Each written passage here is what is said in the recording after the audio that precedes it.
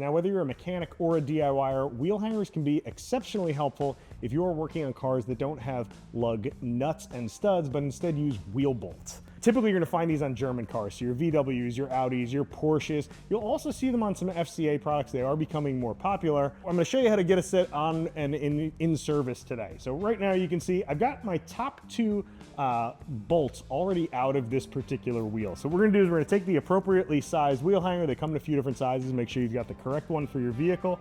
We're gonna thread that in there where the bolts used to be. And I'm gonna do this on the top two. It's gonna allow me to remove the remainder of the wheel bolts without concern of the wheel falling. So a lot of times you'll see folks doing what I like to call the Captain Morgan. You got the one knee in the air trying to balance the tire and wheel. It doesn't work that well. This is the way around that. So right now you can see we've got these things installed. So we're gonna remove all these, and you're gonna see as I remove this last bolt, this thing will be able to stay in place due to those wheel hangers.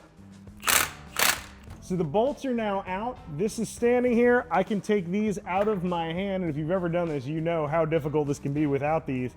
I can now lift this up and away from the vehicle without any damage to the wheel at all. Okay, now when you're ready to reinstall your wheel, you're still gonna use the hangers, but the process is just a little bit different. Instead of using both hangers, we're actually gonna remove one. You only need one. It'll make it easier to hang the wheel, and I'll show you why in just a second here. So we remove one of the hangers. We'll set that off to the side. What I like to do is rotate my hub so that I'm at 12 o'clock now with the remaining hanger. From here, it's gonna make it very easy for you to grab your wheel and line it up and pop it on there. So I'm gonna lift this wheel up, and I'm gonna line up my hole kind of by eye. Now I can grab that other hanger and swing this in place. I have no concern of this dropping. I can step away from it.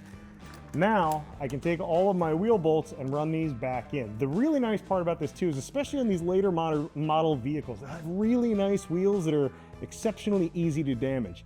By having this in place, lets you get your tool and run these in by hand without causing any damage to either your wheels or your customer's wheels, depending on whose car it is that you're working on. If you don't have a set of wheel hangers in your toolbox, I'd recommend sticking a set in there today, especially if you do lots of work on German vehicles.